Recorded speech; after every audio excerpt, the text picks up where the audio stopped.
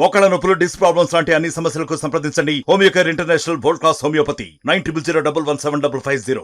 జగన్మోహన్ రెడ్డి వైసీపీకి సంబంధించినటువంటి నేతలతో సమావేశం ముగింది. ప్రస్తుతం ముగిసినప్పుడు సమావేశం నుంచి నేతలు బయటకు వస్తున్నటువంటి పరిస్థితి ఉంది. ప్రస్తుతం మనతో పాటు వైసీపీ నేత బుట్టారనుకున్నారు. మేడం చెప్పండి మేడం, జగన్ మీటింగ్లో ఏం చెప్పారు?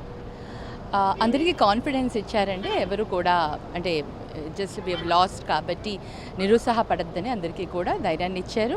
అండ్ ముందుకు వెళ్దాం, ప్రజల కోసం పని చేద్దాం, ప్రజలకు అండగా ఉందాం, ప్రజలతోనే మమైకమై మనం ముందుకెళ్ళి పని చేద్దాం అని ధైర్యాన్ని ఇచ్చారు. అందరికీ కూడా అంటే కార్యకర్తలకి కూడా అండగా ఉండాలి, ధైర్యంగా ఉండాలనేసి అందరికీ కూడా నిర్దేశం ఇచ్చారండి. అంటే నియోజకవర్గాల్లో పరిస్థితి ఎలాగుందనేది వైసీపీ నేతల మీద టీడీపీ వాళ్ళు దాడులు చేస్తున్నారు. అలాంటి వాటి మీద మీరేమైనా చెప్పడం జరిగిందా జగన్కి?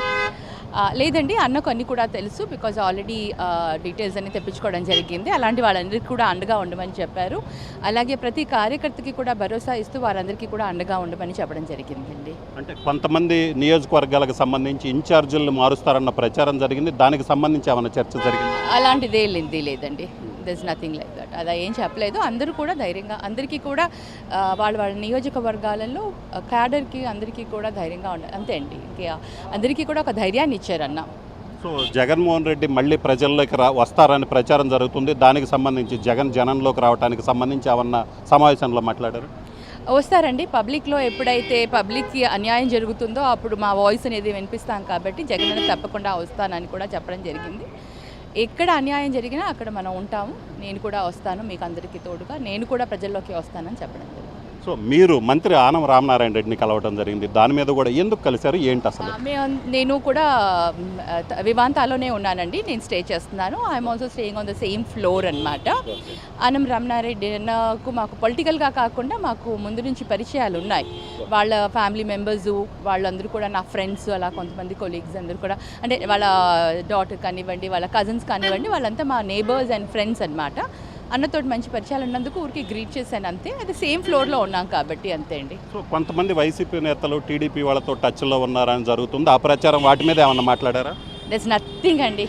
ఇట్స్ జస్ట్ హీఈస్ లైక్ ఒక బ్రదర్గా ఊరికే కలిసాం అంతే తప్ప వేరే ఏమీ లేదు. అటువంటి ఆ థాట్ లేదు, అది కూడా ఏది లేదండి.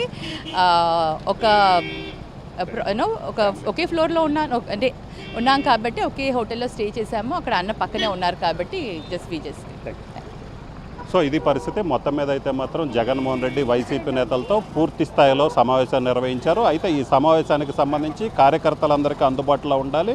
ఎందుకంటే ఓడిపోయిన తర్వాత పార్టీ కార్యకర్తల మీద కావచ్చు, నేతల మీద కావచ్చు దాడులు జరుగుతున్నాయి.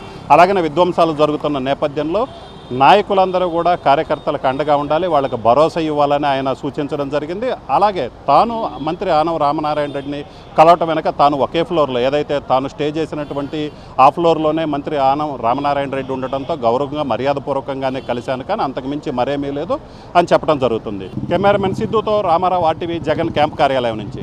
మరిన్ని వీడియోస్ కోసం ఛానల్ ని సబ్స్క్రైబ్ చేయండి. లేటెస్ట్ అప్డేట్స్ కోసం వాట్సాప్ ఛానల్ ని ఫాలో చేయండి. అండ్ లింక్ డిస్క్రిప్షన్ లో ఉంది.